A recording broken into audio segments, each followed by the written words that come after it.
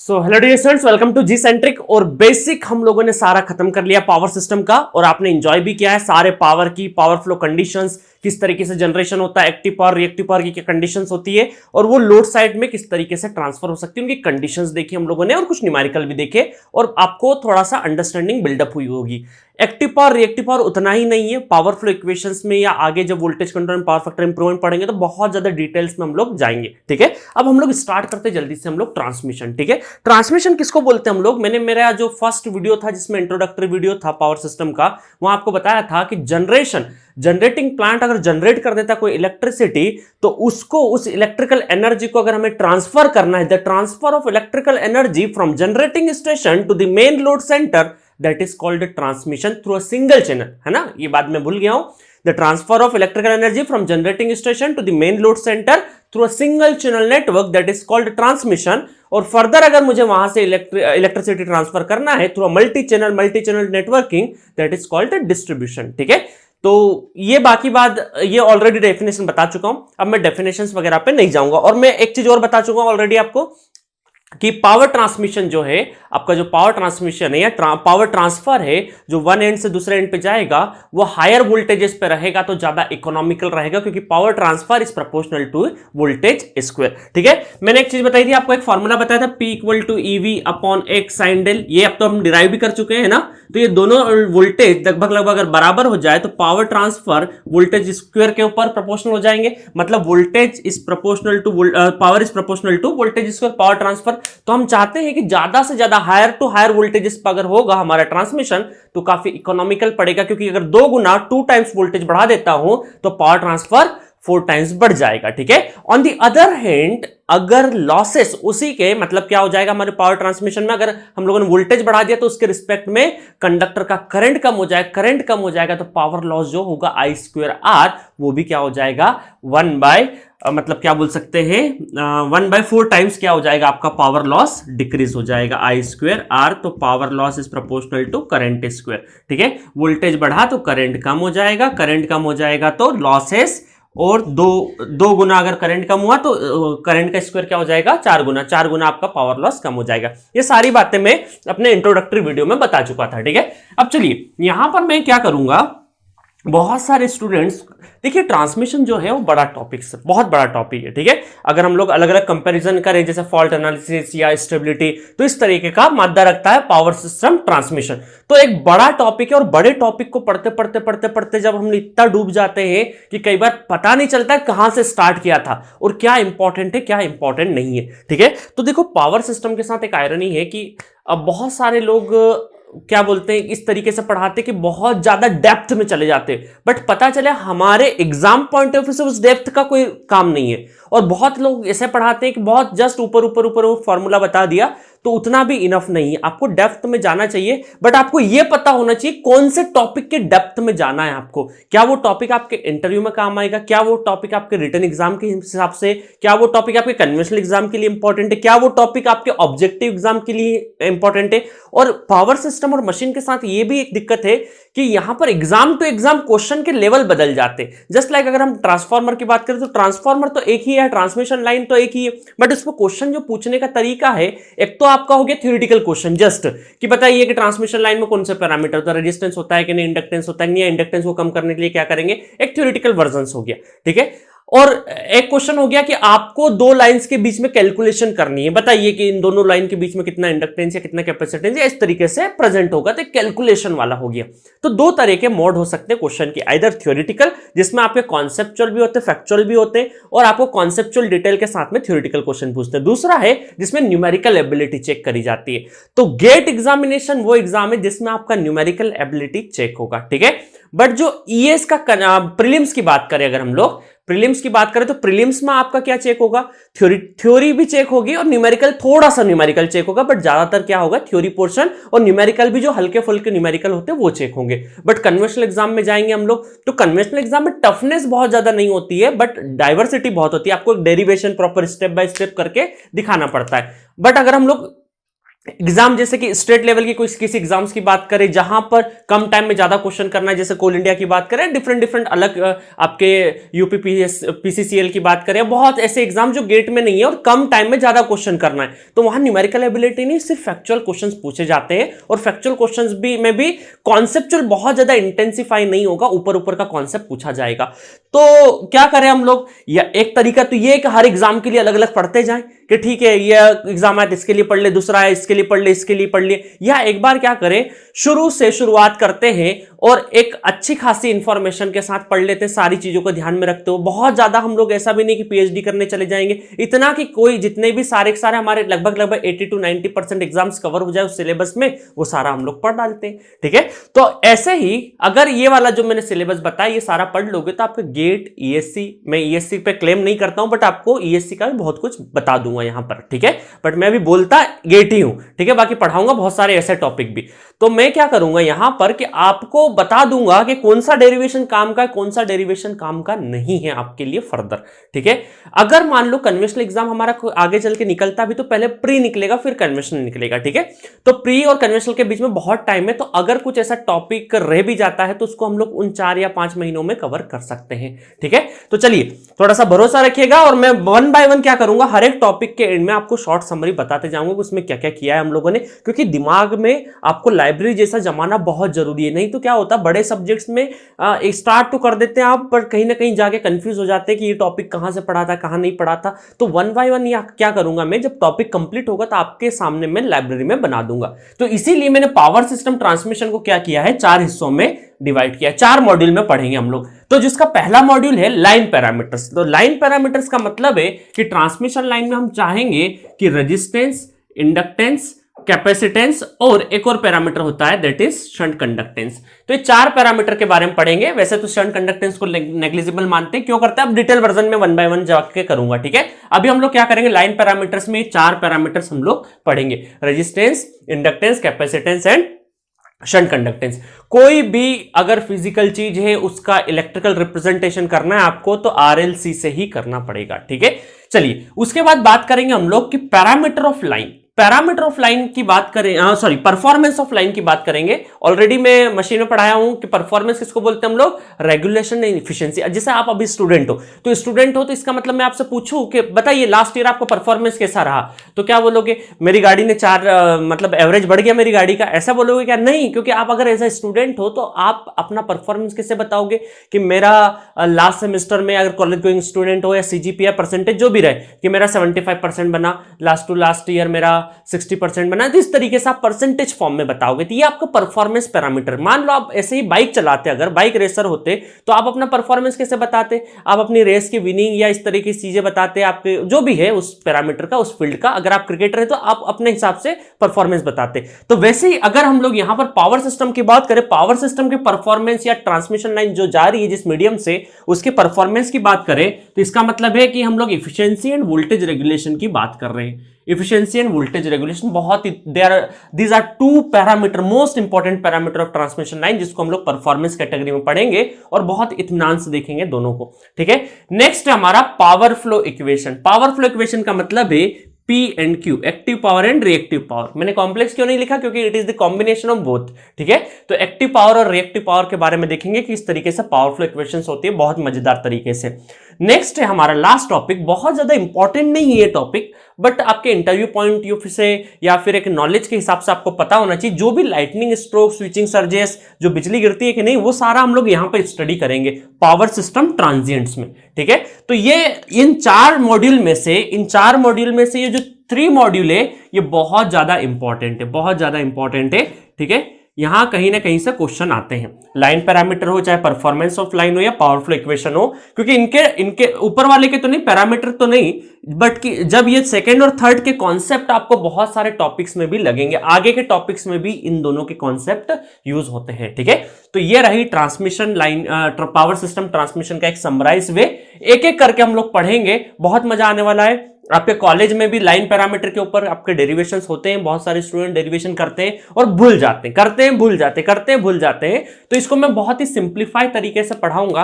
इसके डेरिवेशन बहुत ज्यादा काम के नहीं है अनटिल अनलेस आप यूनिवर्सिटी एग्जाम अगर दे रहे हो तो काम के, अदरवाइज आपको कॉम्पिटिटिव एग्जाम में इसका डेरिवेशन काम के नहीं, बट मैं आपको डेरिवेशन फिर भी करवाऊंगा, ठीक है। डेरिवेशन कराऊंगा और सिंप्लीफाई वर्जन में कराऊंगा कि जिससे आपको फॉर्मूले याद रहे, और लास्ट में मैं समरी भी कराऊंगा। हर एक टॉपिक के लास्ट में मैं समराइज करूंगा, और जब ये चारों पढ़ लेंगे तो मैं एक समराइज करके ट्रांसमिशन का समरी बताऊंगा, जिससे कि आपको आइडिया हो जाएगा और अच्छे क्वांटिटी में यहां पर क्वेश्चंस होंगे, जिससे कि आप कॉन्सेप्ट के साथ साथ क्वेश्चन को भी एक्सप्लोर कर पाएंगे, क्योंकि अल्टीमेटली आपको एग्जाम में क्वेश्चन करना है, ठीक है। कॉन्सेप्ट कितना जानते हैं मैं बार बार रिपीट करता हूं कि जो गेन कर रहे हैं उसको हमको एग्जीक्यूट करना है, और मैं ये माइंडसेट से पढ़ाता हूं कि आपका क्वेश्चन यहां तो बनना ही चाहिए, क्योंकि यहां तो लेस प्रेशर है, उस दिन भी बनना चाहिए जिस दिन आपका एग्जाम हो 3 घंटे में, ठीक है, तभी तो बात है। अदरवाइज तो क्या है, अगर किसी को 6 घंटा दे दिया जाए तो हर कोई पेपर कर देगा वो वाला, बट कम टाइम में कॉन्सेप्ट के साथ साथ टाइम का भी लड़ाई है आपका, ठीक है। तो चलिए आपको अच्छा खासा सिखाऊंगा मैं कि किस तरीके से क्वेश्चन को डील करेंगे।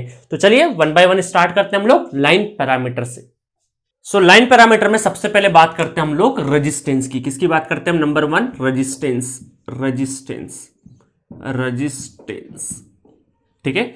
हमें कैसे पता चलेगा कि एक ट्रांसमिशन लाइन है, मान लीजिए ट्रांसमिशन लाइन है, थोड़ी देर के लिए ट्रांसमिशन लाइन है, मैंने बोल दिया R Y B, R Y B, ये न्यूट्रल बोल दिया, ठीक है, ये न्यूट्रल वायर भी बोल दिया, या ठीक है न्यूट्रल वायर नहीं भी लगाओ तभी आर वाई भी कर देते हैं, ठीक है, 3 लाइन बना देते हैं। तो ये ट्रांसमिशन लाइन है, हमें कैसे पता चलेगा कि इसके अंदर, इन वायर्स के अंदर एक रेजिस्टेंस होगा, जिसको हम लोग काय से डिनोट करेंगे? आर से डिनोट करेंगे, ठीक है। क्योंकि हमें पता है कि ये जो ट्रांसमिशन लाइन है किसी मटेरियल से बनी है, ठीक है। कौन सा मटेरियल? इलेक्ट्रिकल मटेरियल से बना हुआ है। तो हमको पता है कि जो ट्रांसमिशन लाइन है अगर ये किसी मटेरियल से बनती है तो उसमें क्या होगा? कोई ना कोई रेजिस्टिविटी होगी। अगर ये किसी इलेक्ट्रिकल मटेरियल से बनी है तो उसकी कोई ना कोई रेजिस्टिविटी होगी। रेजिस्टिविटी के साथ अगर इसका कुछ ना कुछ अगर क्रॉस सेक्शन एरिया है आसपास, देखिए सिलेंड्रिकल शेप में है, तो ये अगर ये फिजिकल कोई वायर है तो इसका कुछ ना कुछ क्या होगा? क्रॉस सेक्शन एरिया भी होगा, क्रॉस सेक्शन एरिया भी होगा, साथ में इसकी कोई फिजिकल लेंथ भी होगी, फिजिकल लेंथ भी होगी। अगर ये 3 प्रॉपर्टी मिलती है हमें किसी भी कंडक्टर में, जिसकी, क्योंकि पता है हमें कि कंडक्टर किसी न किसी मटेरियल से बना होगा, तो इसका मतलब क्या है? कंडक्टर के पास कोई ना कोई रेजिस्टिविटी है, क्रॉस सेक्शन एरिया है, क्रॉस सेक्शन एरिया के साथ साथ फिजिकल लेंथ भी है। जब ये तीनों प्रॉपर्टी इन्वॉल्व होती है तो ये किसको शो करती है? It shows the property of resistance, it shows the property of resistance R equal to rho L by A, ठीक है, R equal to rho L by A. और इसका जो इफेक्ट होता है ट्रांसमिशन लाइन में, ट्रांसमिशन लाइन में जो इफेक्ट होता है वो क्या होता है? I square R। इफेक्ट क्या होता है? Power loss, I square R effect होता है, ठीक है। कहीं ना कहीं ये हमें क्या देती है? लॉस प्रोवाइड करती है, जिसकी वजह से क्या होता है? हीटअप होता है। और वो हीटअप या पावर लॉस का एक्सप्रेशन क्या हो सकता है? I स्क्वायर R, ठीक है। और ये हमारी करंट डिपेंडेंट क्वांटिटी होती है, क्योंकि ये क्या है हमारी यहां पर करंट बेस्ड पे, क्योंकि करंट डिपेंडेंट क्वांटिटी, क्योंकि I स्क्वायर R, क्योंकि पावर लॉस दे रही, क्योंकि इस रेजिस्टेंस का इफेक्ट क्या है हमारा? पावर लॉस से, ठीक है। तो ये है हमारा रेजिस्टेंस पैरामीटर। अभी मैं एक एक करके डिटेल में भी जाऊंगा, अभी शॉर्ट समरी बता रहा हूं आपको। सेकंड पैरामीटर में बात करूं, सेकंड पैरामीटर बात करूं तो इंडक्टेंस लिख लेते हैं, इंडक्टेंस, इंडक्टेंस, ठीक है। ऑलरेडी मैं resistance, inductance, capacitance network theory में बहुत डिटेल में पढ़ाया हूं, ठीक है। इंडक्टेंस यहां तो और ज्यादा डिटेल में पढ़ेंगे, बट यहां हमारा पढ़ने का तरीका, वहां पे नेटवर्क में जो इंडक्टेंस कैपेसिटेंस पढ़े वो नेटवर्क सीखने के लिए थे, बट यहां पे हमें पावर सिस्टम सीखना है, ठीक है। तो यहां पर इंडक्टेंस को कैसे रिप्रेजेंट करेंगे? हमें पता है कि एक कंडक्टर है जिसका कुछ ना कुछ रेजिस्टेंस तो है ही सही, ये बात तो कंफर्म हो चुकी है। अगर इसमें हम लोग कोई करंट फ्लो करवाएं, और करंट फ्लो कराने के लिए हम लोगों ने ट्रांसमिशन लाइन लगाई है, अगर इस कंडक्टर में कोई करंट फ्लो होगा तो उसके आसपास क्या होगा? Magnetic flux, magnetic field develop हो जाएगी, मैग्नेटिक फ्लक्स लिंकअप होना स्टार्ट हो जाएगा, मैग्नेटिक फील्ड या मैग्नेटिक फ्लक्स लिंक होना स्टार्ट हो जाएगा, लिंकअप होना स्टार्ट हो जाएगा। और यहां पर इस तरीके से जो मैग्नेटिक फ्लक्स होगा, या हम क्या बोल सकते हैं? लिंकेज फ्लक्स होगा, flux linkage, magnetic flux linkup या फ्लक्स लिंकेज n फाई, ठीक है, इस प्रोपोर्शनल टू करंट, और प्रोपोर्शनलिटी साइन हटेगा तो क्या हो जाएगा? n phi equal to L I, और L कितना हो जाएगा? L हो जाएगा हमारा L equal to n phi by I, और इसको n फाई को, फ्लक्स लिंकेज को हम लोग साई से भी डिनोट करते हैं, साई बाय I, ठीक है। कुछ लोग लेमडा से यूज करते हैं, कुछ लोग साई से यूज करते हैं, मैं अपने डिस्कशन में साई से यूज करूंगा, ठीक है। साई को क्या बोलेंगे हम लोग, फ्लक्स लिंकेज, फ्लक्स लिंकेज बोलेंगे, ठीक है। तो इस तरीके से ये हमारा क्या हो जाएगा, it shows the property of inductance, it shows the property of inductance. अगर किसी वायर से करंट जा रहा है तो वो क्या हो जाएगा, magnetic flux, magnetic field lines या मैग्नेटिक फ्लक्स सेटअप करेगा, उसकी वजह से क्या हो जाएगा, जो फ्लक्स लिंकेज जो प्रोपोर्शनल टू करंट, और करंट का प्रोपोर्शनलिटी कांस्टेंट हटेगा तो L इक्वल टू N∅/I। इस तरीके से ये इस वायर के अंदर इंडक्टेंस भी प्रेजेंट होगा, और इंडक्टेंस असल में डिसिपेट नहीं करेगा, ये क्या करेगा, स्टोर करेगा, ठीक है। ऑलरेडी मैं इंडक्टेंस के बारे में बता चुका, हाफ एल आई स्क्वायर वगैरह में एनर्जी स्टोर करेगा, अभी बहुत ज्यादा उस पे ऊपर बात नहीं करते। और इसकी यूनिट क्या हो जाएगी, हेनरी हो जाएगी, इसकी यूनिट क्या हो जाएगी, हेनरी हो जाएगी। और अगर 1 मीटर के लिए कर रहे हैं तो हेनरी पर मीटर हो जाएगा, ठीक है। तो चलिए, सेकंड हो गया हमारा इंडक्टेंस, थर्ड हो गया, अच्छा ये भी किस पे डिपेंडेंसी, करंट पे डिपेंडेंसी, क्योंकि ये मैग्नेटिक फील्ड पे, ठीक है। इंडक्टेंस क्या स्टोर करता है, हाफ एल आई स्क्वायर करता है, मतलब ये करंट डिपेंडेंट क्वांटिटी है, current dependent quantity. Number three हमारा capacitance, capacitance, capacitance, capacitance C, capacitance C. तो यहां पर हम क्या बोलेंगे कि मान लीजिए जो ट्रांसमिशन लाइन है हमारी, ट्रांसमिशन लाइन है आर वाई बी, तो यहां पर क्या होगा, इन लाइन और लाइन के बीच में हमें क्या मिलेगा, इलेक्ट्रोस्टैटिक पोटेंशियल, वोल्टेज डेवलप होगा, क्योंकि कहीं ना कहीं ये वोल्टेज, ये ट्रांसमिशन लाइन किसी वोल्टेज पे, किसी लाइन वोल्टेज जो कि किलो वोल्ट में है, एक हाई वोल्टेज पे ऑपरेट कर रही होगी। और हाई वोल्टेज अगर है मतलब क्या है, यहां पर पोटेंशियल है, और पोटेंशियल डिफरेंस होने की वजह से electrostatic force develop, electrostatic energy develop होगी, और इलेक्ट्रोस्टैटिक एनर्जी डेवलप हुई तो इसका मतलब क्या है, यहां पर कैपेसिटेंस की भी प्रॉपर्टी होगी, कहीं ना कहीं चार्ज स्टोर होगा।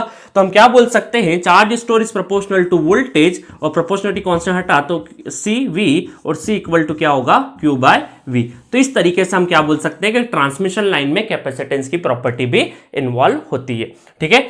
और नंबर 4 हो गया, इस तरीके से कैपेसिटेंस भी हो जाएगा, और यूनिट क्या हो जाएगा, फेराड, और 1 मीटर के करेंगे तो फेराड पर मीटर, ठीक है। डिस्ट्रीब्यूटेड नेचर, देखिए अभी तक हम लोग मात्र फेराड लिखते थे, पर मीटर के लिए नहीं करते थे, बट यहां पर हम लोग क्या करेंगे, जब ट्रांसमिशन लाइन की बात करेंगे तो हमेशा पर मीटर के लिए बात करेंगे, ठीक है। तो अभी आप फेराड लिख लीजिए, बाद में जाके हम लोग पर मीटर लगा देंगे इसका, ठीक है। इसको भी हम लोग हेनरी पर मीटर में ही एनालिसिस करेंगे। नेक्स्ट पॉइंट है हमारा shunt conductance, shunt conductance, shunt conductance, conductance, ठीक है। इसको बोलते हैं जी, इसको क्या बोलेंगे हम लोग, जी बोलेंगे। देखो ये किसकी वजह से होता है, ये होता है हमारा लीकेज की वजह से, ठीक है। इसमें क्या होता है, हमारा लीकेज करंट होता है, लीकेज करंट इन्वॉल्व होता है।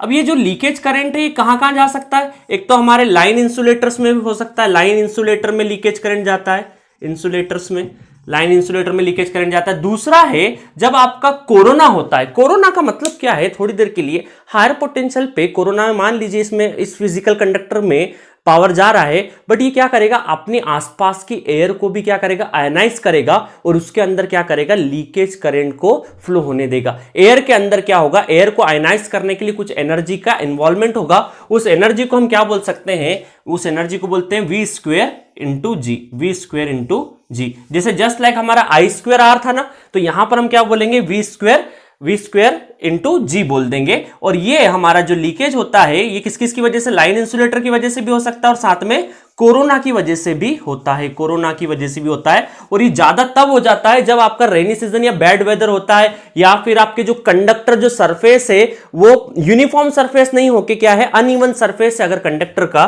तो ये जहां मान लीजिए कंडक्टर का स्मूथ सरफेस नहीं होके ये कुछ इस तरीके से रफ सरफेस है, रफ सरफेस ऑफ कंडक्टर की वजह से कोरोना और ज्यादा डोमिनेटिंग हो जाता है, ठीक है। बाकी कोरोना को मैं अभी यहां पर नहीं पढ़ाऊंगा, और डिटेल में अलग से पढ़ाऊंगा, ठीक है। तो अभी आप कोरोना का ये समझ लीजिए कि बैड वेदर में हमारा क्या करेगा, एयर को भी, सराउंडिंग एयर को भी क्या कर देगा, आयनाइज कर देगा, और उसमें कौन सा लॉस हो सकता है, ये V square into G, leakage current के फॉर्म में हमारा लॉसेस होने लगेंगे, ठीक है। तो यहां पर एक V square, just like I square R, यहां पर हो जाएगा V square into G. But ये जो इफेक्ट होता है ओवरहेड ट्रांसमिशन लाइन के केस में, ये लगभग नेग्लेक्टेड होता है, क्या होता है, नेग्लेक्टेड। तो इसीलिए इसको हम लोग फर्दर एनालिसिस नहीं करते, हमारे एनालिसिस से इसको बाहर रखते हैं। अब देखिए यहां पर हम लोगों ने 4 पैरामीटर पढ़े, और उसमें हमने देखा कि जो रेजिस्टेंस और इंडक्टेंस है वो करंट बेस्ड क्वांटिटी किस पे है, हमारे करंट बेस्ड क्वांटिटी है और हमारा जो कैपेसिटेंस है वो क्या है, वोल्टेज बेस्ड क्वांटिटी है। और इस शंट कंडक्टेंस को तो हम लोग नेग्लिजिबल करेंगे,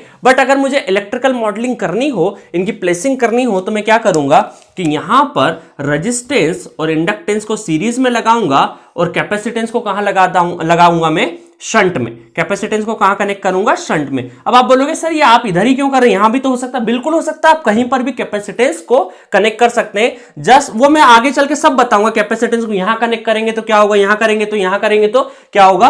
बट अगर हम लोग प्रैक्टिकली देखें तो मान लीजिए ट्रांसमिशन लाइन इस तरीके से, तो क्या मैं रेजिस्टेंस यहां एज्यूम करूं? इसका मतलब क्या यहां रेजिस्टेंस नहीं होगा? बिल्कुल होगा। रेजिस्टेंस, इंडक्टेंस, कैपेसिटेंस हर एक पॉइंट पर होगा। हर एक पॉइंट पे अगर हम लोग कंसीडर करेंगे तो उस सिस्टम को बोलते हैं डिस्ट्रीब्यूटेड सिस्टम। और अगर हम लोग कहीं ना कहीं कॉन्सेंट्रेट मैनर में एक ही जगह पर अगर हम लोग मान लेते हैं, इसको बोलते हैं लम्प्ड सिस्टम। क्या बोलते हैं हम लोग? Lumped system, lumped parameter. ठीक है, लम्प्ड पैरामीटर। और हर एक पॉइंट के लिए अगर हम लोग एनालाइज करेंगे तो वो क्या हो जाएगा, हमारा डिस्ट्रीब्यूटेड हो जाएगा। तो आगे चल के मैं बताऊंगा कि कहां आपको लम्प्ड यूज करना है और कहां डिस्ट्रीब्यूटेड यूज करना है। आई बात समझ में? तो अभी मैंने लम्प्ड पैरामीटर जस्ट शो कर रहा हूं अभी इलेक्ट्रिकल मॉडल, जिसमें रेजिस्टेंस यहां पर, इंडक्टेंस यहां पर, ये दोनों सीरीज पैरामीटर है क्योंकि ये करंट बेस्ड क्वांटिटी है। और जो कैपेसिटेंस है वो आपका वोल्टेज बेस्ड क्वांटिटी, इसलिए मैंने कहां लगाया, शंट में लगाया। और यहां पर शंट कंडक्टेंस को क्या करूंगा, मैं नेग्लेक्ट करूंगा। अदरवाइज शंट कंडक्टेंस भी आपका शंट में ही लगता, बट उसको मैंने नेग्लेक्ट किया है, फर्दर एनालिसिस नहीं करेंगे। तो आई होप आपको मजा आया होगा। चारों का मैंने जस्ट इंट्रो दे दिया है। अब वन बाय वन करके एक एक पैरामीटर को अपन डिटेल में पढ़ेंगे। डिटेल में पढ़ने के साथ साथ आपको दिखाऊंगा। अच्छा, एक और चीज बताता हूं, out of 4 parameter which one is most dominating? तो हम क्या बोलेंगे, ओवरहेड ट्रांसमिशन लाइन के केस में जो आपका इंडक्टेंस है वो सबसे ज्यादा डोमिनेटिंग पैरामीटर है। सबसे ज्यादा डोमिनेटिंग पैरामीटर कौन सा है? इंडक्टेंस है। इसी वजह से गेट के एग्जाम में भी सबसे ज्यादा क्वेश्चंस इंडक्टेंस से ही आए हैं, कैपेसिटेंस से कम आए हैं, रेजिस्टेंस से तो और भी कम आए। तो सबसे ज्यादा क्वेश्चंस कहां से आते हैं? आपके इंडक्टेंस से आएंगे। ठीक है, क्योंकि इंडक्टेंस क्या है, हमारा most dominating parameter out of 4 parameter. G तो नेग्लेक्ट कर दिया, तो बाकी सबको हम लोग वन बाय वन एनालिसिस करेंगे। सबसे पहले एनालिसिस करेंगे हम लोग रेजिस्टेंस का, फिर इंडक्टेंस का, देन कैपेसिटेंस का। तो चलिए स्टार्ट करते हैं रेजिस्टेंस से।